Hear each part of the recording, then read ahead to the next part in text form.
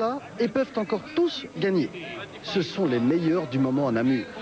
Mais ils ne sont que 4, maximum 5, à pouvoir encore prétendre à la victoire au championnat.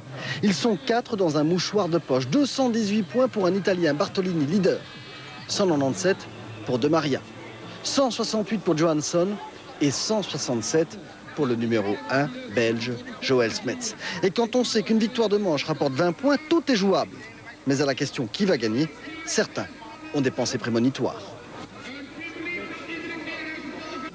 Who's gonna win? Qui va gagner? Me? Moi. Cavatorta. You? Non. Vous? Non, pas moi. Joël Smets? Joël Smets, peut-être, oui. You? Vous? Why not? I mean, Pourquoi pas? everything is up to the start. Ouais, je pense que tout se passe au départ, en tout cas, qu'à 90% de chance, la victoire se construit lors du départ. Start is very important. Le départ est vraiment important. Le stress du départ, chacun l'évacue à sa manière. Petit geste pour se détendre. Et Shane King sait de quoi il parle. Ici, il y a 2 ans, il a perdu un titre. Joël Smets est sans doute le meilleur. Il a gagné plusieurs championnats. Mais vous savez, je pense que il faudrait qu'il n'ait pas de problème mécanique. Il est vraiment alors très rapide. Smets, l'homme dont on parle le plus, le concurrent, l'adversaire le plus dangereux, mais l'homme que l'on verra le moins. Il arrivera au tout dernier moment. Smets a le trac. Joël, prêt? Ouais, comme toujours. Joël, c'est votre Grand Prix ici. Ouais, mais aussi le Grand Prix de tous les autres pilotes. C'est le Grand Prix de Belgique et... Le trac? Comment? Le trac? Ouais, ça va aller. Concentré? Ouais. On va vous laisser alors peut-être. Ouais. Premier belge de cette première manche, Thierry Klutz. Thierry Klutz, 14e. Bon, c'est un bon résultat. Ouais, c'est pas mal pour moi, bien sûr. C'est sûr que les autres ont eu quelques pépins, mais bon, c'est vrai que rentrer dans les points ici à Namur, c'est bien. Donc, mon objectif était d'y rentrer, de prendre un bon départ. C'est ce qui s'est passé. Donc, oui, c'est très bien pour moi. Oui. Un bon départ aussi pour Joël Smets. Joël, un très bon départ. Oui, en premier manche, un très bon départ. Disons, au premier virage, j'étais pas vraiment devant, mais je virais à mon aise à l'intérieur. Et là, j'ai déjà dépassé beaucoup de pilotes, donc j'étais dans les 5 premiers. Et oui, après 2 tours, après un tour. Deuxième, vous étiez. Oui, j'étais déjà 2e. Et en sortant de l'esplanade, j'ai dépassé Puzar, donc j'étais en tête quand j'ai dû abandonner. Oui. Des ennuis, vraiment beaucoup d'ennuis pour Joël Smets au cours de cette première manche. L'enjeu maintenant, vous le connaissez. 13h30, Citadelle de Namur. C'est ici que le championnat peut se jouer. Après 2 Grands Prix blancs, 2 Grands Prix 100 points, le numéro 1 mondial. Ici, à droite, Joël Smets n'a plus de droit à des erreurs que d'ailleurs il n'a jamais commises depuis le début de la saison. 13h30, Citadelle de Namur, c'est le départ. L'instant est important, la tension énorme, tout peut se jouer ici, au premier virage.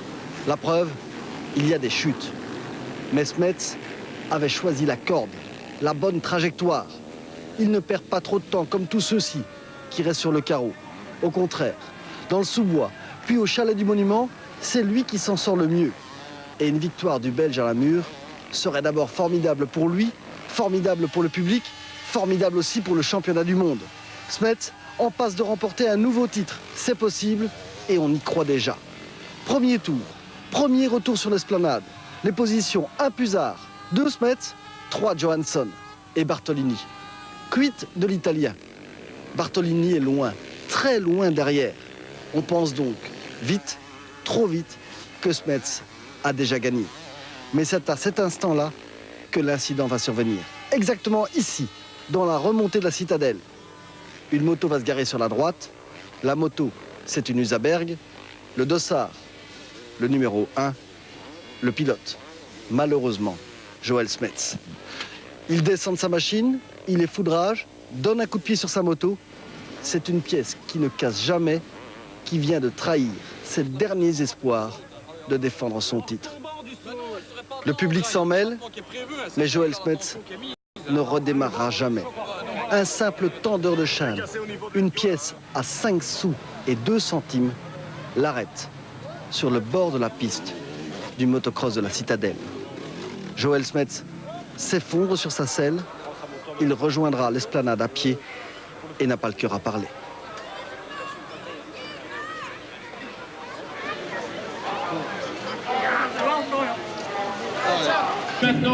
Joël, qu'est-ce qui s'est passé?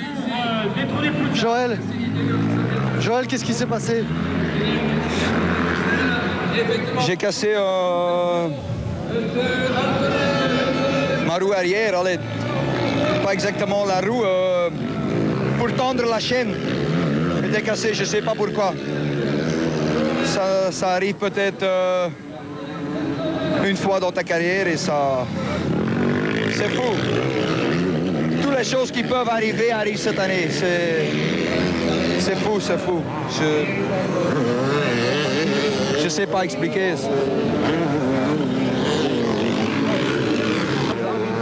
C'est quoi vos chances maintenant?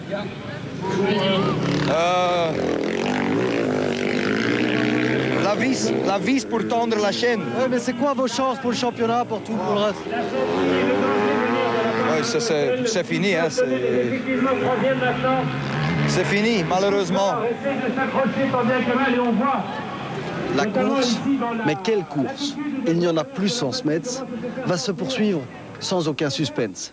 Johansson domine, Van Wessel termine deuxième, Aaltonen troisième, mais nous, on a les yeux rivés que sur Bartolini qui finit dixième,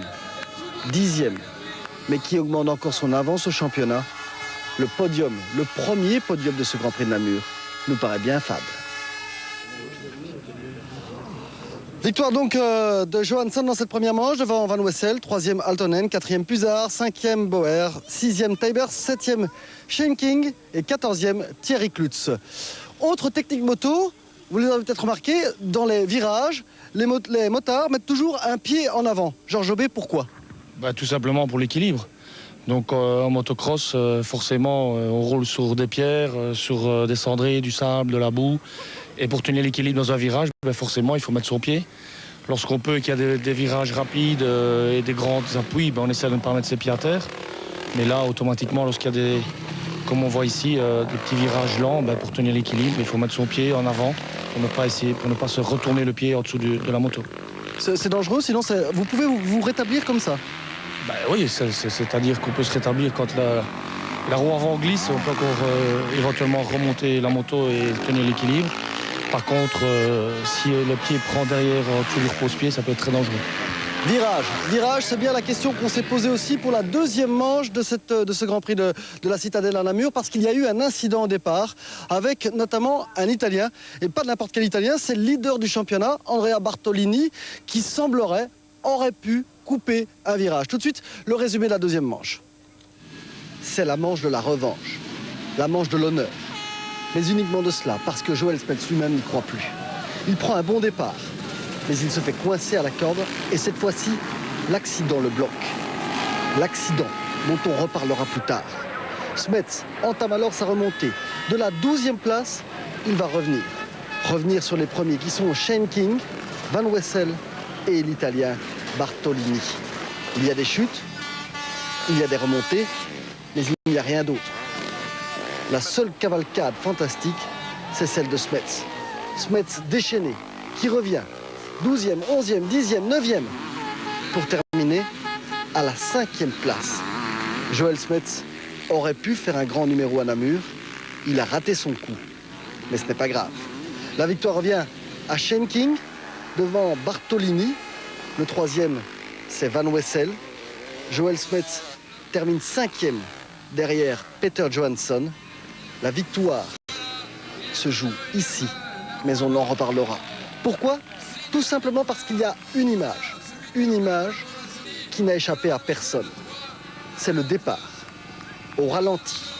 On peut voir, on peut deviner, on peut soupçonner Bartolini d'avoir pas triché, mais néanmoins coupé. Regardez le départ.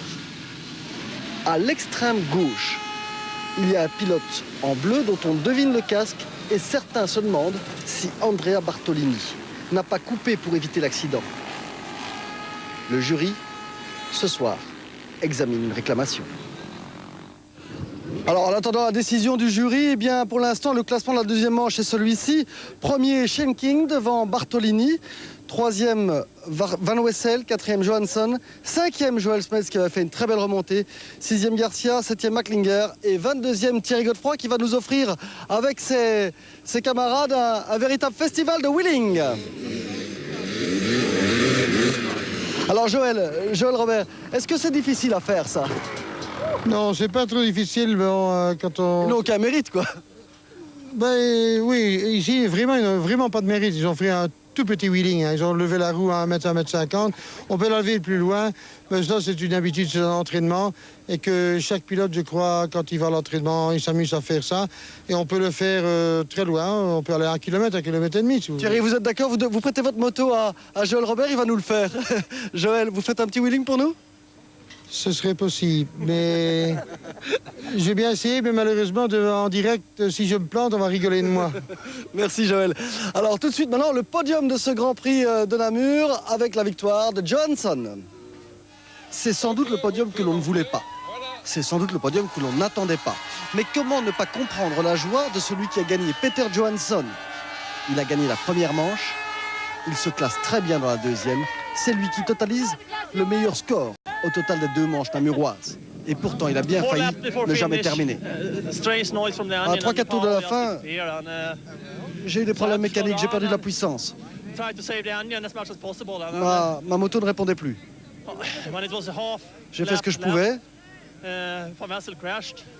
J'ai failli devoir m'arrêter. Et dans le dernier tour, le moteur s'est carrément arrêté.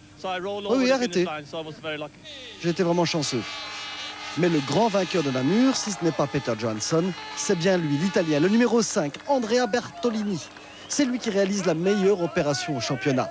Parce que Smets n'a pas marqué de points, parce que lui est peut-être le futur champion du monde. Le classement des championnats du monde avec Bartolini qui a conforté sa position en tête devant Johansson qui réalise aussi une bonne opération. 3e de Maria et 4e Joel Smets. Pouvez-vous encore devenir champion du monde ou pas? Oui, mathématiquement, oui, mais en réalité, ça sera très très difficile. Je suis trop... André a trop de points d'avance et il y a encore Johansson et de Maria devant moi. Ça va être très très difficile. Le plus important pour moi maintenant est d'essayer de... Faut tout gagner. Oui, il faut tout gagner, mais même si je gagne tout, ça dépend des résultats des autres pilotes. Donc pour moi, le plus important est d'essayer de finir la saison en beauté, essayer de gagner peut-être encore un Grand Prix ou quelques manches pour être prêt mentalement pour la saison prochaine. Ouais. Alors, prochain Grand Prix, le Grand Prix du Luxembourg, qui sera retransmis en direct sur notre antenne à partir de 14-15 heures. Vous aurez droit aux 2 manches des 250 cm3. En même temps, le prochain rendez-vous moto belge, c'est les 12 heures de la Chinelle, parce que c'est l'épreuve chère à Joël Robert. Alors, on se quitte, on se retrouve la semaine prochaine pour le Grand Prix motocross du Luxembourg, 250 cm3.